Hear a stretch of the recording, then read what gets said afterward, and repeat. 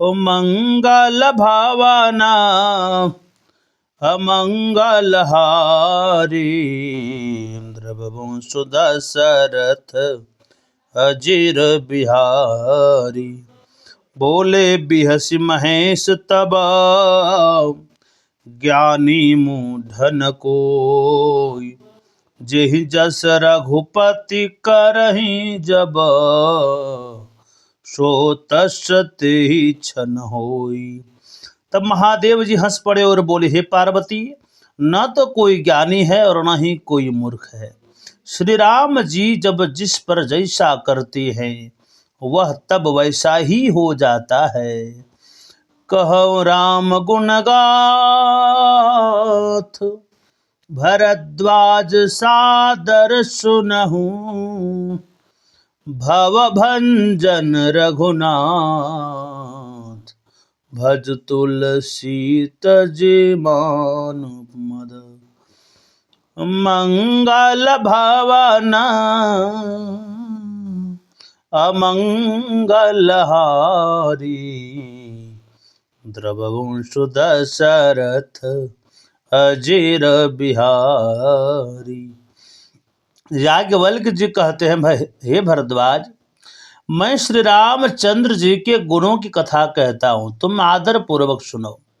तुलसीदास कहते हैं कि मान अभिमान को छोड़कर आवागमन का नाश करने वाले रघुनाथ जी का स्मरण करो। हिमगिरि गुहा एक यति पावनी। बह समीप सुर सरि सुहावनी। आश्रम परम पुनीत सुहावा। देखि देवा ऋषि मन अति भावा। हिमालय पर्वत में एक बड़ी पवित्र गुफा थी जिसके समीप ही गंगा जी बहती थी।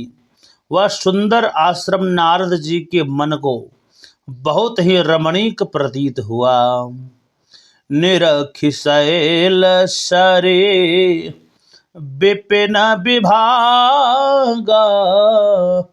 भयो रमापति पद अनुरागा।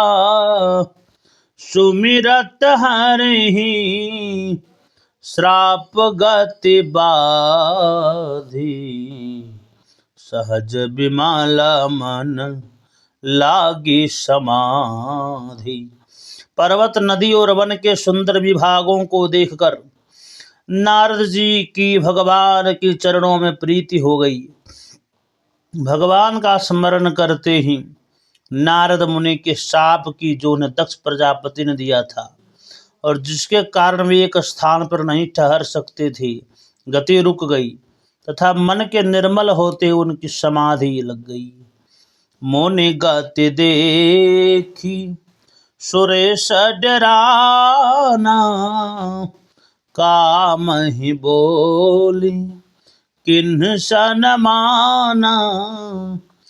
सहित सहाय जाहु मम हेतु। चलो हरसिया जलचर केतु। नारद मुनि की यह स्थिति देखकर देवराज इंद्र डर गया।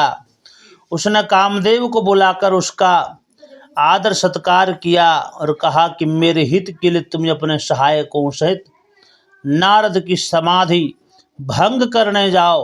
यह सुनकर कामदेव मन में प्रसन्न होकर चला। मंगल भावना अमंगल हारी। द्रवंशु दशरथ अजीर बिहारी।